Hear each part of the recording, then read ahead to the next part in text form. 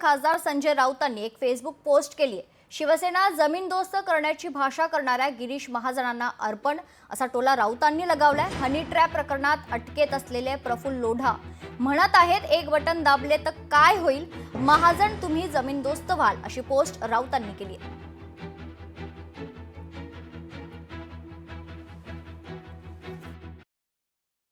जर आज गिरीश महाजनांनी पेपरामध्ये हे दिलेलं आहे किंवा काही पुरावे असतील तर त्यांनी पोलीस स्टेशनला द्यावे।